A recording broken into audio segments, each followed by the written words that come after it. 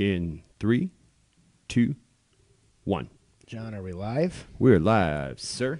What's going on, buddy? Not too much, my man. 2 in a row. This is cool. Having yesterday's guest and today's, it feels like we've had a lot of WheelHouse, which makes me happy. I love it. I'd do this every day if we could. Sorry to all my agents in the office. I prefer being here over being in the office. I'm prettier. Yeah, no, that I don't know. Your either. mom's watching, so I guess I have to agree. My mom. No, it's my sister-in-law. Oh, your sister-in-law. Okay. She's prettier. Hi, Sue. And Maggie's watching, so Beautiful. we have all your fans watching. Boom. Any shout-outs from you? Because I'm excited to get into today's show. And for those of you listening today, I never really ask for this on any of the shows, but you'll see John's going to have some graphics up. I'm going to be looking for some donations from you guys on air. We're going to do some good today. And some of you guys watching, when I can see you watching, I might just call you guys out. We lost all the viewers now. So shout-outs. Let's take a look.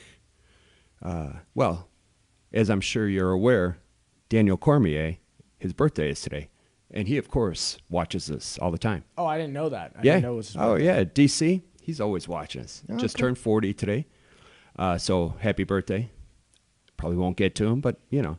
And My good buddy Danny Rubenstein, who watches from time to time, who's he's a UFC agent, is actually Daniel Cormier's very good friend and wrestled with him. So maybe Danny will share it. We can get it passed along. I love it. I'll cut it out, send it, boom.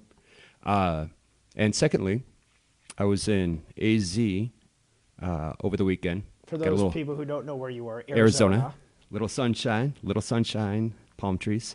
But my buddy, Tim, who watches quite a bit, seriously, big fan. his birthday is coming up. But my shout out is to his wife, Nadine, because she put together months in advance, big party, spring training game. We were all in the outfield. There was like 30 of us, and it was just so much fun. She did a great job. So I just want to shout out to Nadine. And when Tim's birthday is here, we'll give him a big shout out. But way to go, Nadine. Awesome. Yep. So my shout out, actually, the guy who I'm shouting out is watching, and he just already offered to donate $25, and he doesn't even know what it's for. He just said $25. So another shout out to Mike Cannon, 2 times for today, I guess.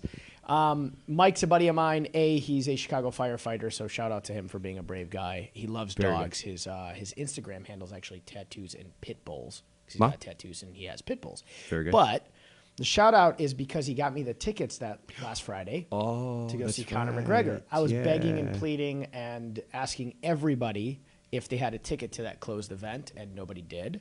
Right. And then I got a call from Mike on Friday morning, and he said, "I know you're a big fan. I have 1 extra ticket. Would you like to go?" I'm like, I'm canceling everything. I'll be there. So thanks a lot, Mike. Mike's going to be on the show with us coming up soon, I think in 2 months, on one of our open spots. But he's got some businesses aside from being a Chicago firefighter. But shout out to Mike. Thank you for getting me the ticket, and thank you for the $25 donation. So now you guys have to beat Mike because he's already at $25. And, very good. Donate some more money. Cool. So thanks, buddy. So that's All my right. shout out. That's a great shout out. Yeah. And Mike, very cool. Look forward to having you on. Yeah, he's also a pro MMA fighter too, so he might know DC at some point as well. Wow. Mike does a lot of things. Mike's a busy dude. Busy and a dude who generous loves one. dogs. Yeah.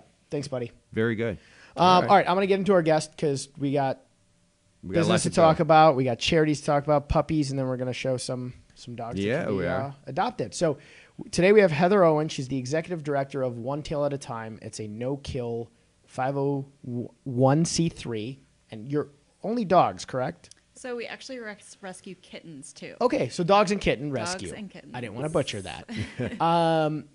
Welcome. Thank you for coming. Thank you for having me. So tell me all about One Tail at a Time. I don't want to butcher it, and I'll let you kind of tell us the story of how it started and what you guys do. Yeah, absolutely. So we've been around for 11 years.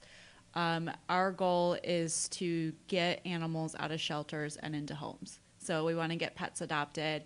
We focus on dogs, but I think 2 years ago we started rescuing kittens because we found out that they weren't surviving in shelters just because they're too vulnerable. They're young. They need really special care. So we started a little program for them. But the overwhelming majority of our animals are dogs. We love dogs. We do a lot of big dogs, all different breeds, all sizes, all ages. We focus a lot on injured and sick dogs that are coming from the shelters that need a little bit extra medical care. We put them in foster homes.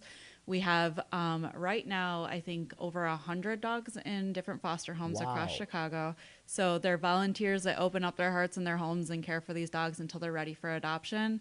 And then once that happens, they come to our adoption center. We have a center in Bucktown, and people can come in and adopt them and bring home a best friend. Well, good for you guys, and thank you for doing that. I know that the dog homelessness and the dog shelter issue in Chicago is pretty out of hand. There's a huge need for it. How did you get into it? What got you to think, hey, this is what I want to do with my career? So I started as a volunteer, like a lot of people do. I love dogs and have always loved dogs and have always had like a really good personal connection with all my personal dogs. So when I was 21, I got a dog named Walter. He was an Old English sheepdog. And I just, like, this was my best friend. We did everything together. He was amazing. And I decided I wanted to help other dogs. So I stepped foot in the city shelter, Chicago Animal Care and Control, and I was appalled. I just could not believe what I was seeing. And that year, they euthanized over 13,000 animals in the shelter. It's a number that like still gives me goosebumps. And so I couldn't turn away. I mean, how do you walk out of there and say, oh, okay, that's it. I'm not going to do anything. It's crazy because if you divide that by 365 days, I just thought about that. That's a staggering amount of dogs. My math stinks, so I'm not even going to try to figure that out. But it's a staggering amount of dogs they have to put dogs down and cats. Dogs and cats. Dogs and cats, yeah. Oh. And that number has gone way, way down over the past 11 years, and that's because of the efforts of all the nonprofit groups. And also the city shelter has really stepped up and taken responsibility and done a lot of really good work. So now the number, we're so proud of this, is over 91% of animals that come in there leave alive. Wow. And most of them are leaving through rescue groups and shelters. So, we work with a lot of really amazing groups, and we do as much as we can to get those animals out alive. Well, good for you guys. I read on your website that the CACC gets 40,000 calls annually. So they're getting called all day, every single day. Yeah, and they do everything from like wildlife calls to dangerous dog, loose dogs, all sorts of things. So, and they really don't have a huge budget, so they're working hard with what they have. That's awesome. And I love the background. I mean, I always grew up with dogs. I always tell everybody, some of my non-dog friends make fun of me because they're like, your Instagram stories are all you and your dog on the couch doing the same exact thing. And I'm like, it is my best friend. Yeah. It's my best buddy. He's 10. I take him on a vacation. Everybody laughs too. I take him on one vacation every year in a RV and we go camping somewhere. That's the best. He's like my best buddy. But you took it, a huge step further, and you made it your career. And I read you were in law school and a practicing attorney. And this started when you were in law school, which to me as a former law student is crazy. Right. I think, you in law school, anyone who's ever been in law school or probably any other like professional school, you get so consumed with it. It's like that's all you do. You have no life outside of it. And I was struggling with that. I needed some sort of connection to the real world. So that's why I wanted to start volunteering. And then I got a little obsessed with it and started my own group. And we started very small. It was like 50 dogs a year we were getting out of the shelters, which was amazing for us. But, it's small potatoes based on what a lot of the other groups were doing. But it just kept growing. And I think that the volunteers and the foster homes and the adopters are absolutely the ones that we can credit to all the growth. Even that's 4 dogs a month. I mean, you guys were a dog a week at that point. Yeah. You guys were kicking butt from go. So if somebody wants to get involved, let's say like on a foster level, let's use that as an example, how do they do that? So on our website, we try to make it so easy because traditionally it hasn't been super easy to get involved. And, you have to pass a background check and have 27 phone calls and someone comes to your house. We try to skip all that because there's too many animals waiting in shelters. So we want to make it really easy for people. We also want to make it fun. So on our website, there is a form. You fill out a form. We get your information. Someone gives you a call, talks to you a little bit more, answers your questions, and then you get rolling. So we send you a list of dogs that are in need. We work with not only the Chicago shelter, but we work with shelters in Alabama, Arkansas, Kentucky, other Chicago area shelters. And so we have lists and lists of all different types of dogs, puppies, old dogs, big dogs, small dogs, whatever you can think of. And you choose who you want to take in and foster.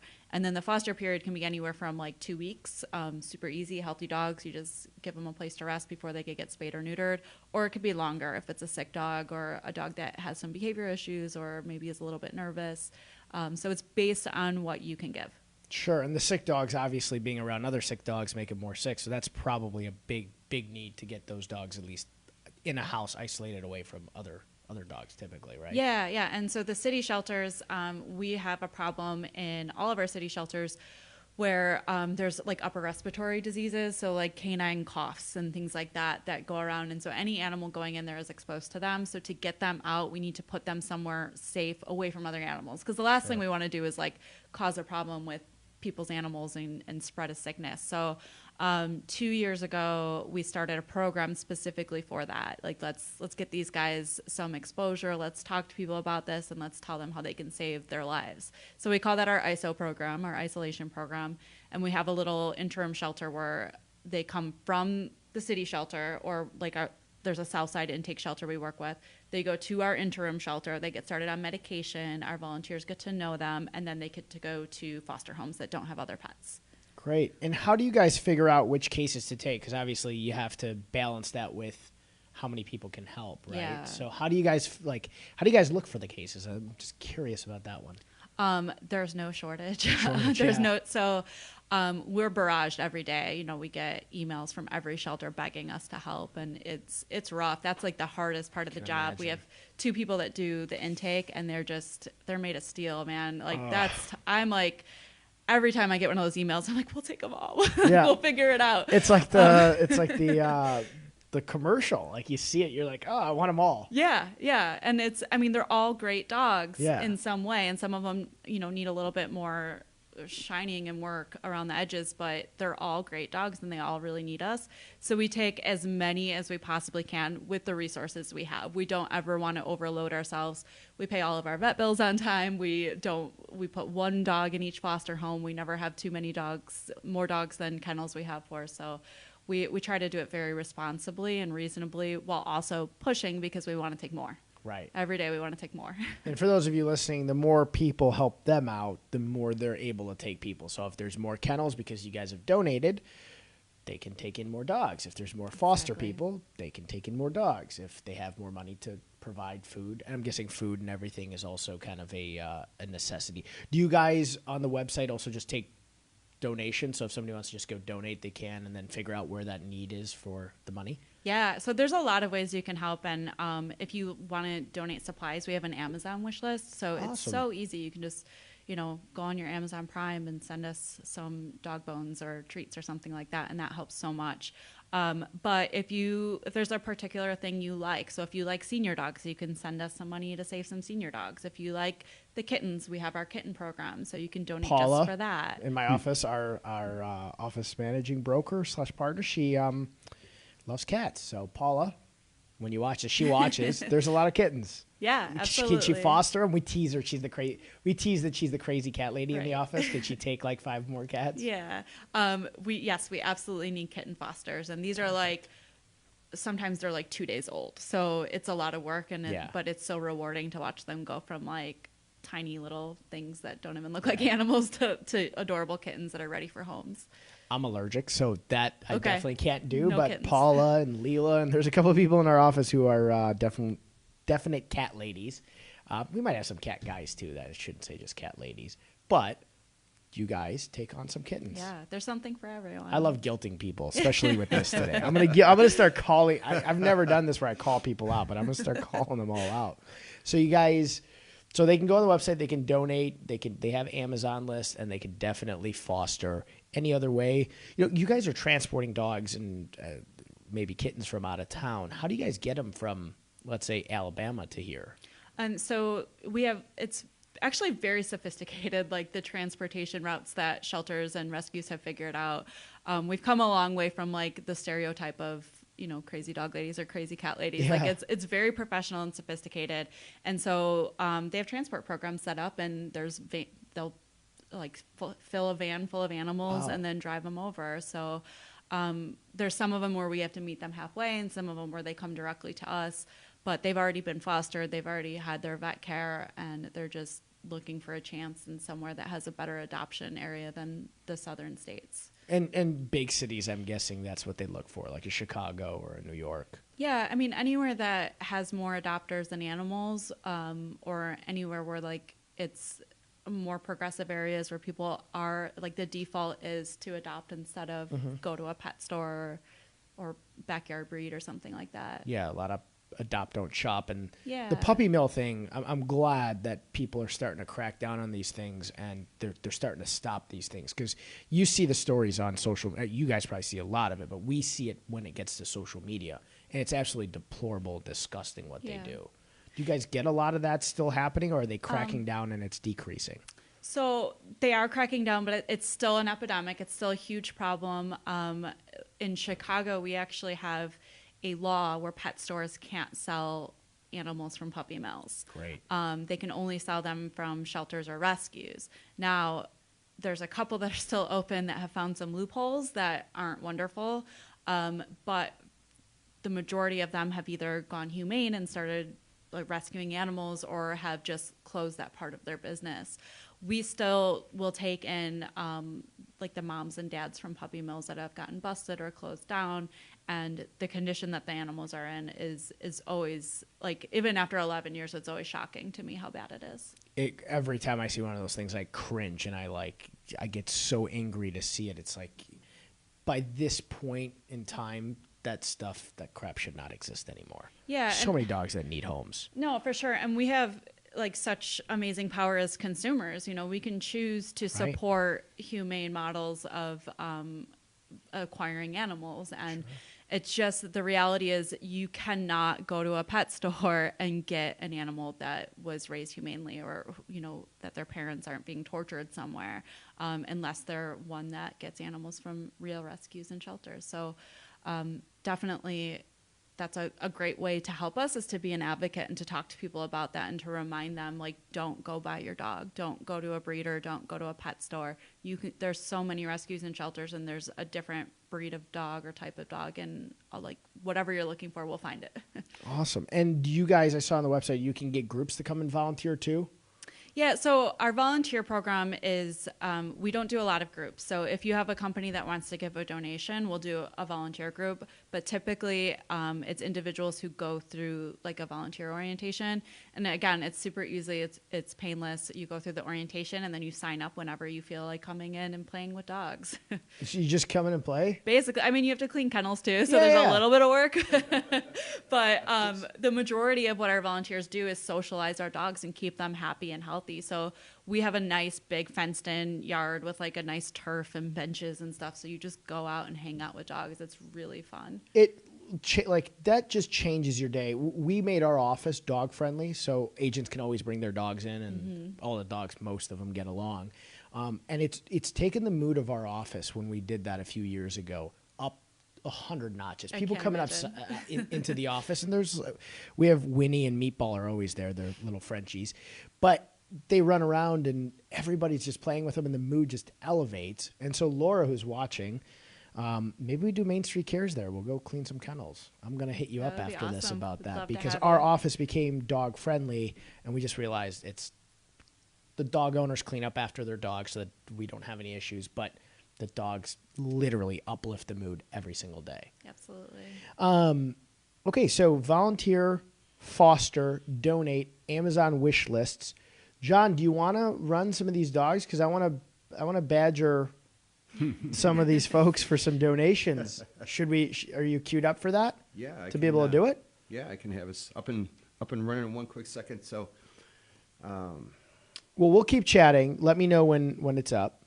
No, I'll have us. Are we ready? So I'm going to tell everybody. Today, we were talking quite a bit back and forth, Heather and I, via email. And I had taken a look at the website, and I knew that there was, just you fall in love just looking at these pictures, and I wanted to make sure that we had a chance to show off, feature 3 or 4 dogs. So yeah, the first one I'm going to put on screen, and I'm going to have you guys can kind of talk through it, but tell us a little bit, if you would, about Spicy Tostada. It's an adorable. When I went on the website and I looked, first of all, that name sticks out. Second of all, it's an adorable dog. They're the cutest. So those are our Taco Bell puppies. Okay. They all had a different Taco Bell themed name.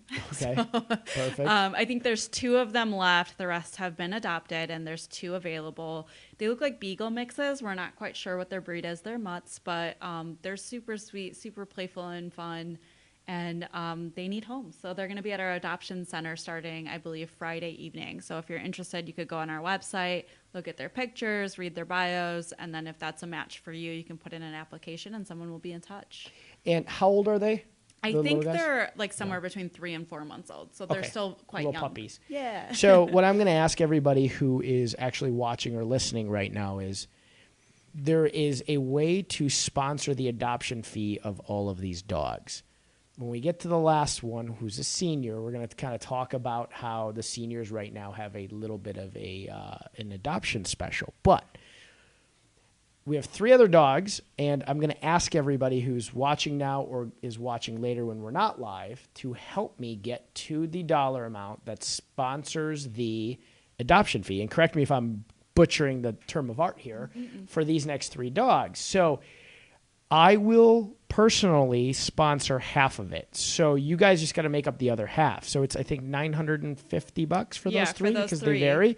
Okay, so I got half, which is, my math again stinks, $475. So for the rest of you guys watching, and Mike did 25, so we're at 500. So we need $450 more from everybody watching so that these 3 dogs, their sponsorship can, their adoption can be sponsored. So whoever adopts them doesn't have to actually pay the adoption fee. Yeah, and that's thank you, first of all. That's amazing and so generous. Welcome. That's a great way to like get your favorite dog adopted to help move them to the front of the line. And then it's nice because the adopters can then take that money and go spend it on treats and food and dog beds and stuff like that. Yeah, and so please, everybody watching, I see some of my dog lover friends, and they may be watching at work, and we'll chime in later. But let's get all these dogs. Spicy Tostada was the first one.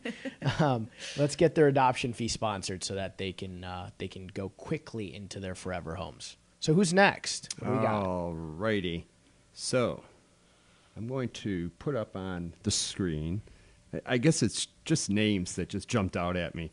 But we're going to take a quick look at a dog named Smiles because he or she made me smile.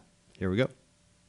So tell us a little bit about Smiles, please. Well, he actually does smile, which like you can see in his photos. He always has like a different goofy smile on his face. He's about a year old and medium-sized dog. He's a mixed breed. Most of the dogs, we don't really know what their breeds are, so we just call them mutts. Super sweet, super dog-friendly, kind of lights up around other dogs, loves people, but he's very shy. Okay. So he's going to need a home that can help him get used to like city noises and city life, but he's a good boy. Or a suburban home for all my suburban home. buddies watching. So we got Susan.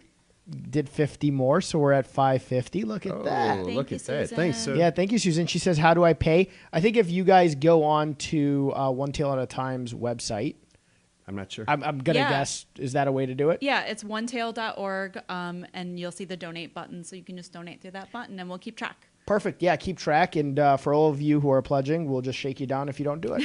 Heather will let me know. And we'll find you. Except you, Mike, can, and I can't really shake you down. So, but Mike is good for it. So Sherry said, what a great idea, Mo. Sherry's a dog lover. She's got 2 German Shepherds and lives in the suburbs. And I know she's always helping animals out. Awesome. All right. So Smiles. I love that name, and I love that he actually smiles. He does. And we got 25 from Tim in Arizona. So Timmy, you got a shout out earlier and with a birthday coming up, so happy birthday soon. Yep. Thank you for that. So Thank you, Tim. All right. So next on the list of cuties, we have Diogi, which I love that name. What's your dog's name? Diogi. Diogi. So please go ahead and tell us about Diogi. Sure. So he is just under a year old, so he's still a puppy, but he's old enough that he's got the housebreaking down and the crate training and all that good stuff. Super friendly, super dog friendly. He's a medium-sized dog, super social. He's an easy one, so if you're like a first-time dog owner and are looking for a great dog, he would be a good one. Awesome. And Sherry did 50. She says, I'm going to onetail.org right now.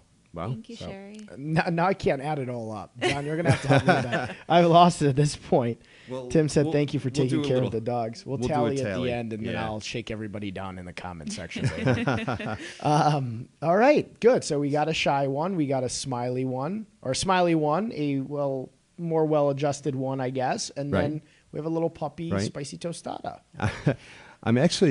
I just put DOG back up for a quick second, and it's the last picture. And you even made mention something about not wanting to be confused with a cow. And there was a picture of DOG next to a cow, and it just made me laugh outside. So I had to show it again. Yeah. All right. Oh, you did awesome, buddy. You have a lot of their photos going up. I wasn't watching the actual screen, but we've got.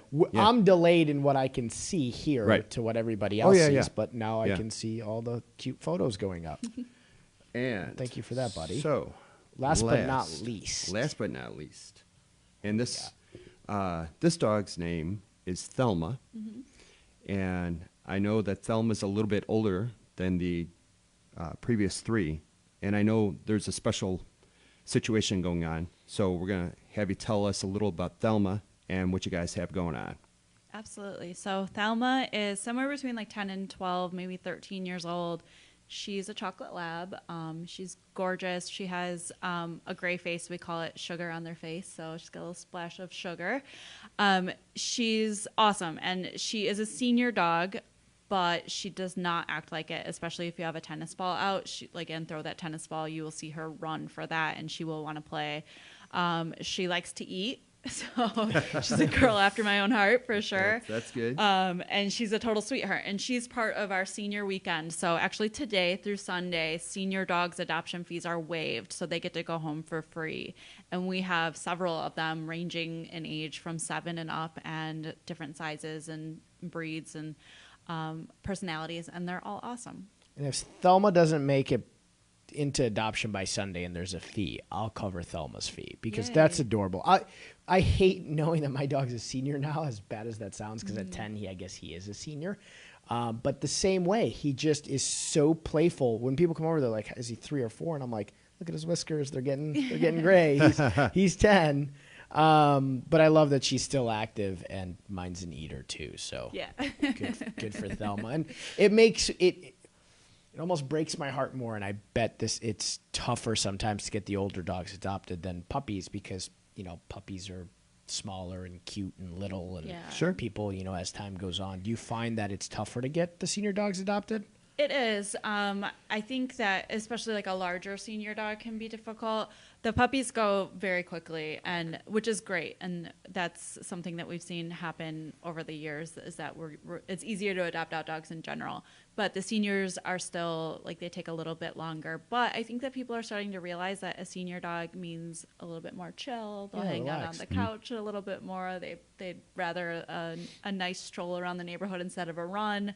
So I think people are starting to come around on that and really like the idea of having a senior pup. Yeah, and to be honest, my dog's so much easier now as a senior than he was as a puppy. Yeah. He's he's a German Shepherd, so he's pretty smart. But as a puppy, he chewed all my walls as far up as his head could go. He chewed all my baseboards, and he ate every single item of clothing my ex-girlfriend had. He ate a string of Christmas lights one day. I mean, anything he could eat, he ate. Yeah. And now as a senior, that's never going to happen. He's just kind of mellowed out. Yeah, and they are who they are at that point, and most of them are housebroken and crate trained and just have their routine, and they're just looking for someone to live out their golden years with. And for those of you who have senior dogs, please don't give them up for adoption. Keep them. Please don't. Yeah, that just, to me, that whole you get a dog for Christmas and then you give it up thing, that drives me nuts every time I see that. You got a dog, it's to me at least, and I'm sure to you and John and everybody else watching, a dog is a family member. You just don't give them up. I know the circumstances happen, things happen in families, that stuff does happen. But if you're going to make the effort to go get a dog, and this is for anybody who wants to foster or get a dog, make sure you definitely need to go get a dog, and it's something you really want to do because they're with you for a long time. Yeah, and so we were just talking about this the other day. You know, a lot of people come to us wanting a specific type of dog, and usually people want well-trained dogs. And the reality is that most of them can be well-trained with just a little bit of effort. So we love when people come to us and say that they want to go to a training class or work on a one-on-one session with a trainer, because that's going to help you bond with your animal, but it's also going to help you get the behaviors that you want out of them. And dogs are so intelligent. I think people get them as puppies, and they're like, "Oh, I just taught him how to sit, and now he's okay, and he knows how to, pee or go to the bathroom outside."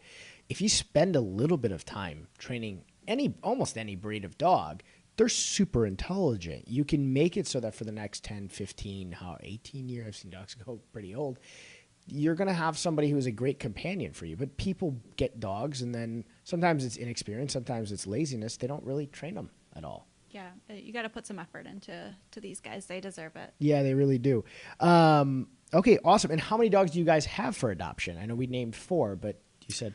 I don't know how many we have adoption. Maybe somewhere around 30 for adoption right now. We have 150 in our care at any given time, and then they just sort of cycle through. So if you go to our website and you look at the available dogs and you don't see one that you like, come back in a couple days, because we put new dogs up every couple days. Okay, great. So your site moves pretty quickly. It does. Okay.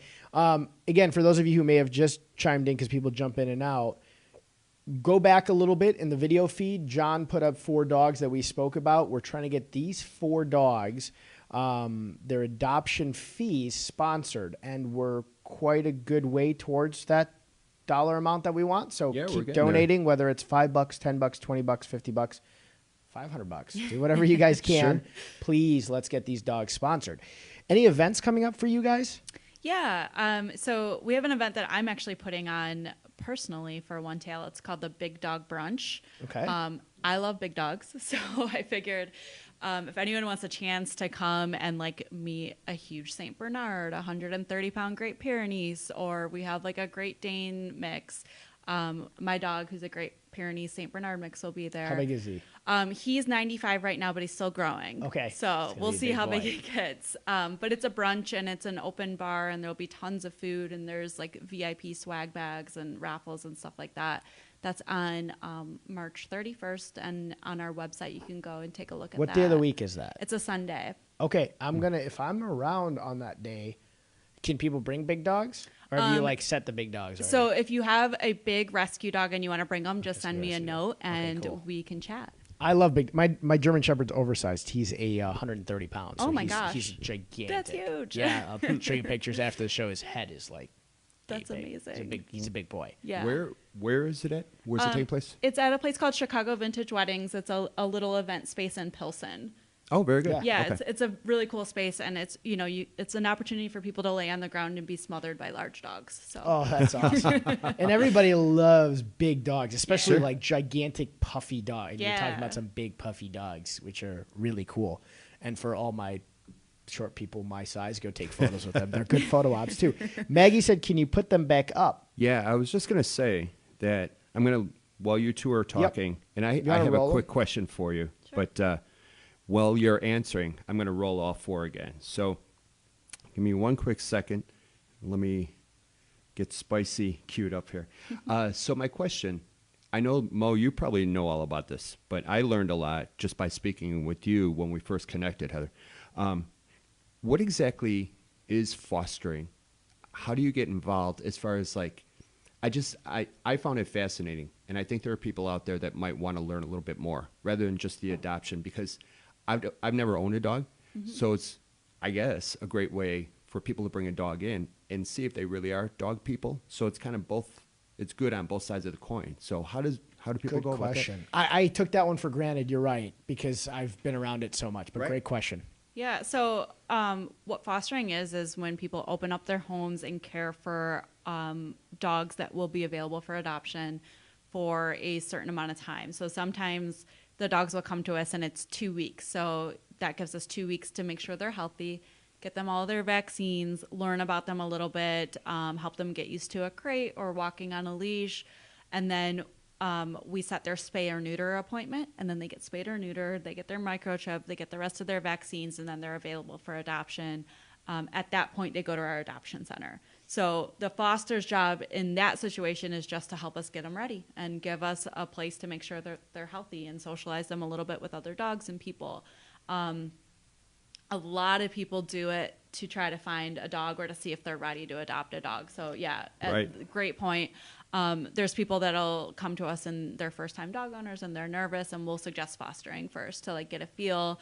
And every dog is different, and that's part of the fun of doing rescue is like every single, like we're going to rescue over 900 dogs this year, and every one of them is going to have a different personality, and that's so fun. So we tell people that are like waiting to find their perfect dogs, just foster some, and we guarantee you'll find one that you love. So we have we call them foster fails. So, and they're not really fails, they're celebrations, but the people that are mean to give them up for adoption but end up keeping them. So that happens all the time. Yeah. We do have other foster homes that take in animals that we know are going to be a little bit harder or a little bit longer. So those are the dogs that maybe have an upper respiratory infection or need a surgery. We get a lot of puppies surviving parvovirus, which is a deadly disease that they get. The really young kittens that need longer to grow up and get healthy. And so that's a little bit longer of a commitment. It could be, anywhere from 1 to 3 months, sometimes even longer if it's a dog with some behavioral issues. But the nice thing about working with one tail at a time is it's free. So we provide all of the supplies, all of the food, all of the vet care. We also have a really awesome volunteer base. So if you work a really long hours and your dog needs a walk during the day, sometimes our volunteers will go and walk the dog for you during the day or drive them to their vet appointment or to an adoption appointment. So if you don't have a car, you don't have to worry about it. So we make it very, very easy. You just have to really love the dog. That's it. So for those of you who want to volunteer, there's a lot of different ways to volunteer too, because there's so many different ways that you guys, Maggie said she wants all 4. Maggie, you can take all 4. I don't know how a senior and a spicy tostada and then the other 2 will be in a home together, but good luck. Right. Can we try one at a time first?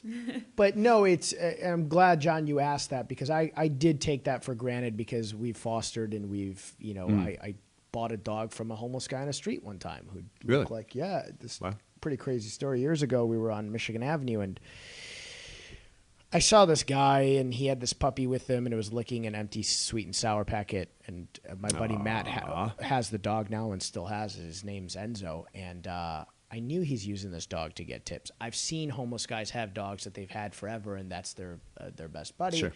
So we walked by, and I gave him a $20 bill, and we kept walking. And then my ex said, that dog, he's going to ditch that dog as soon as, it's not cute anymore. Yeah. So I went back. She said, let's go back and get the dog if we can. So I went back, and I said, hey, buddy, I said, we're looking for a dog.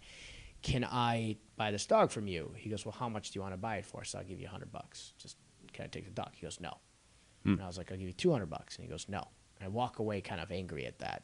Right. And my ex was like, well, you gave him $20. There's a lot of guys like you walking down Michigan Avenue doing that, so he's thinking he's going to make more money. Sure. And he told us he was a train jumper, so he goes from place to place jumping trains. And you could tell the dog was going to be bigger. So as soon as this dog can't jump a train with him, he's just going to let this dog go.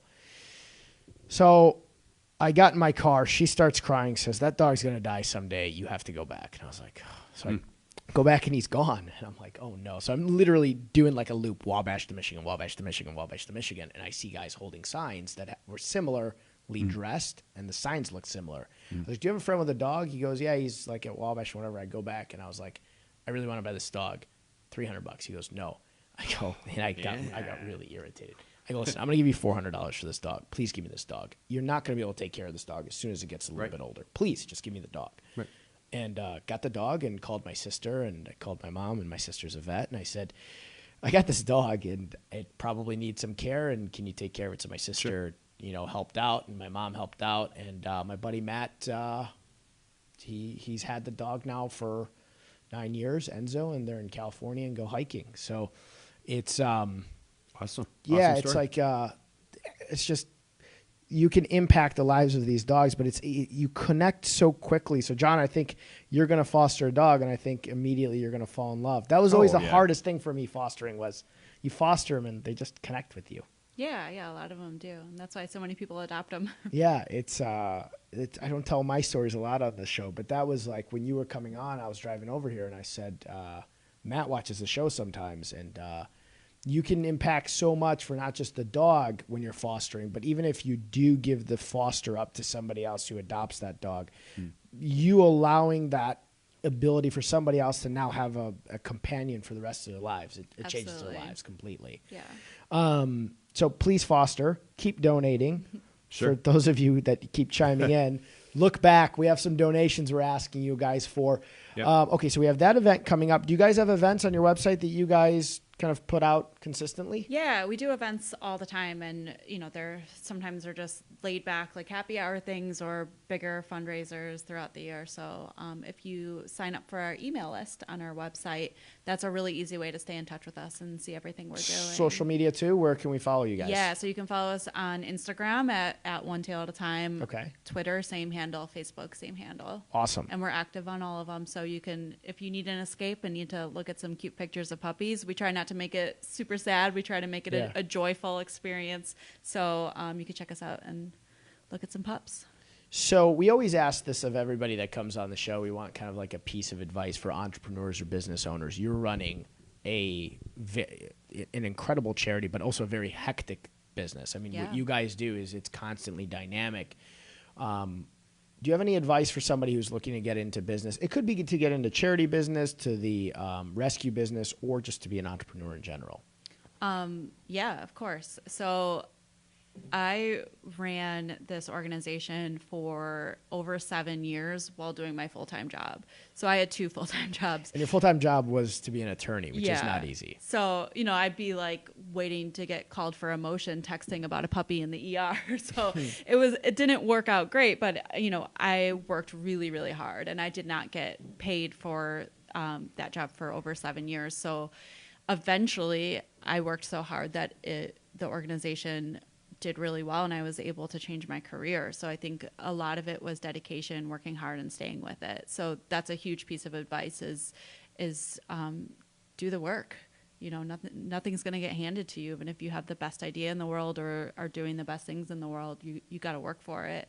Yeah. My other piece of advice is to get help. So especially if you're running a nonprofit, I get a lot of the credit for what One Tail at a Time does, but it is like by no means just me. It is an army of people. So we have a board of directors, an amazing staff, and just like incredible, wonderful volunteers who are so compassionate and so good at what they do. So being able to let go and allow people to give us a piece of themselves to make this organization work has been the best thing ever. That's great. And you guys probably have so much passion in what you guys do. I mean, I appreciate the advice, and the team always helps businesses and entrepreneurs go so far. I can only imagine that when you guys get these stories of these dogs coming in or the emails and they come in, I can imagine that the passion behind what you guys do is at such a high level. Yeah. And I mean, it's very rewarding to watch, to be able to change a dog's lives. Like just what you said, like you can have an incredible impact on an animal's lives, but also on a person's life by helping them find their best friend. So that's so rewarding. You kind of get a high off of it, and it's like, I don't want to stop doing that. It feels so good, and it's so incredible to watch that happen. So if you've never had a dog or a pet in general, once you get one, and I think John's going to feel it when he has one too, it changes your life. My 2 best friends, I'm traveling with them tomorrow. John and Sean got a dog. My dog's name is Maverick, and they got a dog and named it Goose after Top Gun. That's amazing. So they actually stole it from me because I wanted a Maverick and a Goose to myself, but their Goose is adorable. And we're at the gym, and he said to me, he goes, I honestly don't know how I went 30 years without having a dog. He goes, I'll never not be able to have one now. And he's like, when I go home, it's my favorite thing is to be around my dog. He goes, I knew you always were like that because I had dogs growing up. My parents had dogs. But I think if you've never fostered, and I think you guys, John and you, did a really good job on that question. I think if you've never fostered a dog before and you've never had one, do it, because I think it's going to change your life. Mm-hmm. I assure you of that. Yeah, and I think Chicago is a great place to have a dog, especially in the winters. Like I bought snow pants, and now I go for hikes with my dogs in the winters, where previously I would have been holed up in my apartment. So it changes your life in so many ways. What kind of? Oh, well, we know one of your dogs. Do you have more? You have more than one dog? So I have one dog. His name is Trout, and he's, I think, a Great Pyrenees Saint Bernard mix. I used to have an Old English Sheepdog mix, Rudy. I call him my heart dog because he was like the dog that really got me and totally changed my life. Yeah. Well, your dog now, Trout, must love the snow and the cold because he's got the fur for it. Like mine loves it. He doesn't love the heat that much unless I got the sprinklers on. But when it's snowing, he doesn't want to come in. He just rolls around. He's like the opposite of me. I'm like, hey, buddy, we got to go inside. I'm freezing. You got fur. But he just loves being outside. But it's such an active city in general, Chicago. So summer, winter, there's so many things to do. We got doggy beaches. There's so many trails you can go on, whether you're in the suburbs or in the city. There's so many things you can do with your dog. Absolutely. And I mean, there's dog-friendly bars and patios and festivals, and we put on dog-friendly events all the time. Like we have an annual gala every year in November. It's November 22nd this year, and you can get dressed up in a suit or a dress and bring your dog to be at a fancy gala with you. Dress up like your dog. Yeah. That can match. Maybe I'll do that. Matching suits. Maverick and I'll come in some tuxedos. So John said that we're $250 away from hitting our goal. Very so cool. for those of you guys, 250-ish. John's math sucks too. For those of you watching or will watch later, because we get a lot of post-show watches, comment how much you guys want to donate. Obviously, go to One Tail's site. Donate it, and then we're going to get to that number for sure. I will, if I call mom or dad, we'll get to that number, but we'll make that be above and beyond our listeners right now. You're obviously very busy, and we ask this of all of our guests too. What do you do outside of work other than dog stuff? Oh yeah, so more dog stuff. No, I have a book club, so I read books and hang out with my friends. I'm not as exciting as I used to be now that I'm, entering my late 30s. So, but yeah, the book club, and I spend a lot of time outdoors with my dog. That's my favorite thing. So John's other question that he wanted me to ask you was for a book advice, because we always ask that. I read a lot. John reads a lot. We always think that entrepreneurs are typically good readers, and they continue their education and reading. I always said law school, I hated reading because I was reading that crap that we had to read. Yeah. Then I got out, and now I read so much. Any book recommendations? Always. Probably have a lot. So, yeah. So the book I tell everyone to read is Kafka's The Trial, and that was the book that made me quit my career and do what I love. Okay. So, and it's, it's not like an inspiring tale. It's a work of fiction. It's absurdist fiction, and it sort of follows this guy as he navigates the court system, and it's insane. And to me, I was like, I'm reading this absurdist novel, and it mirrors exactly what my life was like in at the Daily Center or wherever I was going. So that book changed my life. Okay. Yeah, and I have a lot of lawyer friends. A lot of you sit at the Daily Center all day, so you're going to love that. My attorney, Tim, was there earlier today. Tim, don't read that book and quit. I need you, buddy, please. Everybody except for Tim, read it. Have you ever read the book Art of Racing in the Rain? I haven't. Okay, so I race cars. It has a little bit to do about cars, but it really is the relationship of that man and his dog and how he goes through his life struggles. And I've cried in one book, and it was that one. And then Marley and Me as a movie, and then Lion King. I was going to say, of course, Marley and Me, and then Lion King, and now they're recreating Lion King. So that's going to be a tough one. But The Art of Racing in the Rain is a really good book. It's my actual favorite book to read. I read a lot of nonfiction, like motivation books. Yeah, it's my favorite book to read, and they're coming out with a movie about it this summer, and Patrick Dempsey's like the star role in it. Okay, cool. So it's come out, so that's a good one for me. Yeah, great. I almost never give book recommendations, but it's back to our guests, but it's a dog-friendly book. You should read it too, John. I will. I have nothing going on, so I'll just stop what I'm doing and start Audible. reading. You're always in the car too. You're like me. I've actually read it. I think I'd probably listen to it on Audible. Maybe I'll do that when I'm flying.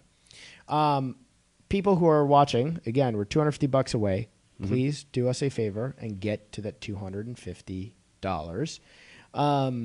So we have the event coming up on the 31st. Any other event planned yet, or should we just stay tuned? Stay tuned, but can I mention another program we Yeah, do? I want you to mention anything and everything you can. If I've missed anything, throw it all in. It's sort of come up a few times in passing this program we have. So it's called CRISP. It stands for the Chicagoland Rescue Intervention and Support Program. And it's a coalition of 9 different rescues and shelters in Chicago, and we're one of them. And what we do is we go to animal control and we assist people that are giving up their pets. So what we found when we were there is that most people coming in to surrender their animals don't want to be doing that. And there, of course, there are some that shouldn't have pets or, don't want them or can't have them, but there are so many that just need a little bit of help. So the goal of this program is to help those people so those pets can stay in the homes that already love them and we don't overcrowd our shelter. So we're there Wednesday, Friday, Saturday, and Sunday, so 4 days a week. And when people come in, the first thing we do is we ask them, what can we do to help you keep your pet? And so wonderful. It could be anything from a spay-neuter surgery, a training session, or like a major surgery. But we've kept thousands of pets out of the shelter. Oh, that's wonderful. Yeah, it's pretty cool. That's awesome. Yeah. And, a little bit on that, there's also in real estate, I've had people reach out and say, well, I have to give up my dog because I can't find a place for it now. Yeah. If any of you, we have a list of dog-friendly apartment buildings and condos that we have. If you guys ever are watching and you need a dog-friendly building, reach out. We have people that know the dog-friendly buildings because it's crazy. First of all, I think it's great. That's not an excuse. If you have a dog and you need to move, well, then move to a building that'll accept your dog. It's tough, and especially with the lower-income neighborhoods, it's hard to find affordable housing and be able to move with your pet. So that's something that I think Chicago needs to work on in general. Yep. And the other thing we see so much is breed bans. The bully breed bans. You can't have your pit bull or German shepherds even, or weight limits, and that's just it's punishing some really incredible dog owners, and it's just not fair. And I hate to see these huge new developments pop up in my neighborhood, and then to hear that they have breed bans, it's just not fair. It drives me crazy because some of the sweetest dog. My dog is an absolute sweetheart. I'm biased. He's a German Shepherd. But no, I mean, he really is. Everybody who meets him always says I miss your dog, not you so much. And I'm like, okay, yeah, I get it. But he's a sweetheart. Every pit bull I've met has been sweet. Rottweilers, Dobermans. And when I was leaving my condo to move to the suburbs, I was doing some work in my home and I had to find a place to just stay for 60 days. And I had never felt it myself, but I'd call and I would say, hey, listen, I got a big dog. He's a German Shepherd. Sorry, we don't accept that breed. Yeah. And I'm like, wait, what? And then I was trying to Airbnb, and a lot of people were like, well, we can't accept a German Shepherd.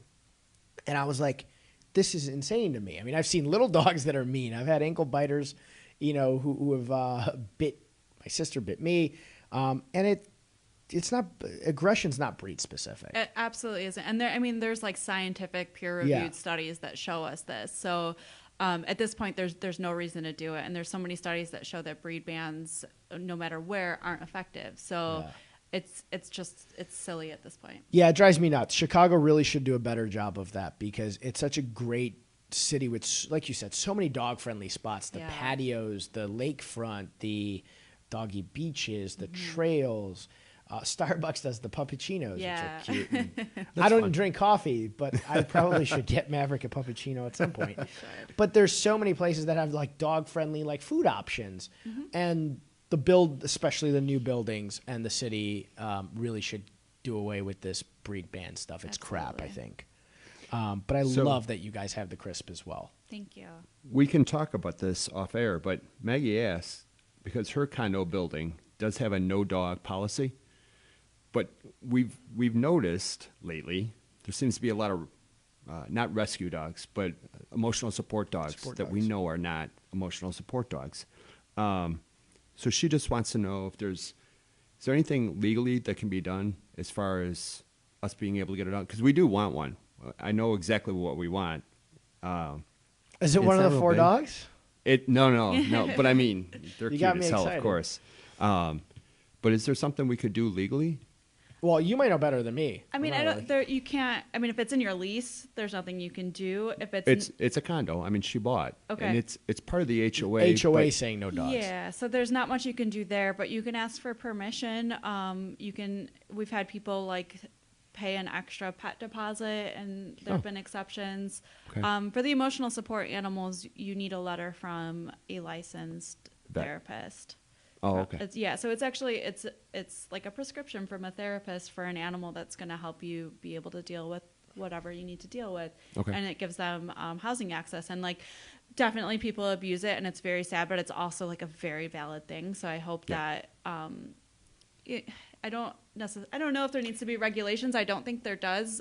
I just think people maybe need to respect it and take it a little bit more seriously, because it's something that a lot of people really need. Yeah. And I think, in buildings like that, I mean, I'm sure a lot of people are adopting them or getting the service dog so they can have a dog. And I don't fault them for that, because they're good homes to put dogs in. But people abuse that all the time. And this morning, actually, Jeff, my business partner, I was in the gym swimming, and he was working out. He's like, there's a giant dog here that's a service dog, and the woman's working out in the fitness center. And he's like, it's one of those standard poodles. And it was this morning. He's like, are you upstairs? And I'm like, no, I'm downstairs. And he's like, how's that dog here working out with her? Although I remember meeting a guy in the dog park a long time ago, and he's a buddy still. His dog would, and it wasn't a big dog, it was a small dog, but would alert him before he was going to have a seizure. Yeah. So I said, it's very possible, Jeff, that the dog that was in there could have been a seizure dog, because have you guys seen that? I think that's incredible. Like, service dogs are trained for a specific thing, and it could be anything from like to help with panic attacks or seizures, or someone, a diabetic, to help them before like their insulin gets too low. There's so many different things that they can be trained for, and that's like a very specific thing, and those animals have a right of access everywhere in the public, and that's because they help that person live a safe life. Yeah. And they are friendly social animals that aren't going to like pose a danger to anyone around them. I just think it's incredible that a dog can alert somebody prior to them having a seizure. It's so cool. It's insane to think that they've been trained to do that, and he was a very good rower. He was like a sailing captain, and he started having them, and he said, yeah, this dog alerts me before I'm supposed to have that. Dogs are magic. It's incredible. They're so cool. I mean, you can train them to do, that's what we were saying earlier, they're so intelligent. Their ability to learn is at such a high level. I mean, if you ever get a chance, if you want to play on YouTube, watch what some of the military trained dogs do, like that the SEALs actually take out, and the things that they can do and the commands they have. It's incredible. But a little bit of training can go such a long way. You might not have a Navy SEAL dog that can jump out of a plane, but you can just do a little bit of training, and it goes so long. Absolutely. Like I see dogs in the park all the time that are misbehaving but are sweet, and it's like you could just spend an hour a week, and that dog will be just fine. Yeah, and it helps you bond with them too. So yeah, absolutely. And then you could take him on trips and stuff. And my dog he's not trained like a police German Shepherd. He's like a lap dog. He just sits on your lap when you get on the couch. But when I take him camping, at least I'm able to do those things with him, because I've taken some time to train him. And if you guys are going to get a dog who don't have a dog already, definitely do that. Maggie said $50 sent. Thank you, Maggie. Yep. Everybody else who pledged, please donate. We went over the hour with one guest. Flew by. Thank you so much for coming on. This was special to John and I. We love animals. Dogs have a big soft spot for me. Cats too. I just can't be around them. People think I hate cats. I don't. I had an ex that had a cat, and it lived with us, and I took Benadryl for 6 months, and I got used to that cat. But I'm allergic to them. But I do have a huge soft spot for dogs. What you guys are doing is incredible. It's great to hear that from when you started till now, the CACC has had so much more success because of people like you and other organizations like One Tail at a Time. So thank you for that. Thanks for having me on to chat. I really appreciate it. It's incredible. And for everybody else who is going to listen to this after John and I are done, we have $250 left to get sponsored, and I know we're going to get there because I'm going to shake it. I've been watching who tunes in. I don't want it to be that people don't tune in now because I'm going to shake them down for stuff. Right. But those of you who have been watching, I get to see that you're watching, and I will shake you down for the other 250 because we want to get these 4 dogs into a forever home, and we want to make sure that it was Spicy Tostada, Smiles, DOG, and Thelma all get homes. Absolutely. Especially all of them, but Thelma is older, and give her a good rest of her life, please. Yep. John, do we got anything for next week? We do. What do we got? Before I put that up, though, I just want to say thank you to Candace Jordan. Oh, yes, that's right. Who was actually the person that connected us. She speaks very highly of you and the work that you do, and I can see why. So, Candace, I know you tune in quite a bit, and thank you very much for introducing us. Yeah, thank you, Candace. Yeah, awesome. We love her. She's the best. She is. She's so fun. She's so fun. So next week, we have a gentleman named Daniel Carcillo, who is a 2-time Stanley Cup champion with my Chicago Blackhawks. Our Chicago Blackhawks, John. I'm from Chicago, too. He's coming on with a neurologist named Dr. George Michaelopoulos. And Daniel has started a 501c3 because when he was a player, he was a wrecking ball. And he is really feeling the effects of all the hits in the head that he delivered, but still, even just the jerking around the brain back and forth, he's really starting to feel that. He's married, young kids, and really wants to. He's going to talk about his career, but he wanted his doctor to be here to sort of explain what it is, the effects, not just what he's feeling, but what's actually going on, to give people more insight. So it's going to be a fun show, but very educational. I know, Mo, you and I are big fans of MMA. We watch fights a lot, talk about it a lot. I've been a big Hawks fan since I can remember. And you see these guys, going to town, center of the ice, just locking sweaters and throwing punches, and you're cheering and screaming. But they have to live, these are young men, and they got to live the rest of their lives and have families and so on and so forth. So it's going to be a very educational, interesting show. So check that out. Yeah, I can't wait. Obviously, our passions of boxing, MMA, auto racing, there's accidents that happen, and then everything going on with young kids now playing football and some of the bans for full contact and stuff. I'm psyched to be able to chat with them and obviously hear the backstory of his career, but I'm excited to hear from the doctor about exactly what's going on in someone's head when that happens. And I'll tell you what, Daniel, what a nice guy, super nice guy. So I'm really looking forward to it. Cool. Yeah. Well, tune in next week at 3 o'clock Central. We're going to have a pretty cool show. And again, for everybody listening, it means a lot to me if you guys can get us to that number. We will get to that number. Yep. I am going to cover half of that. So you guys collectively just need to come up with the other half. And I know you guys can. And outside of that, please reach out to One Tail at a Time. Please foster if you can. Donate. They got the Amazon wish lists. There's tons of different ways for you guys to volunteer, and follow them on social media because they have a ton of cool events coming up. The one on March 31st is going to be awesome. You guys can go play with some really big dogs, and big dogs are fun. You get to roll around, take photos with them. For those of you that have families, I'm sure your kids are going to love being around gigantic dogs. So please follow them. Help out as much as you can. Their website's really fun. It's got a lot of dogs. It changes all the time. You can see the dogs. You can sponsor them for adoption like we are today. But please help them out, because the more that you help them out, the more they can save dogs and kittens. Absolutely. Cute little kittens. So thank you guys for listening, and thank you, Heather, for coming on. And we'll see you guys next week. Thank you. 3, 2, 1, gone.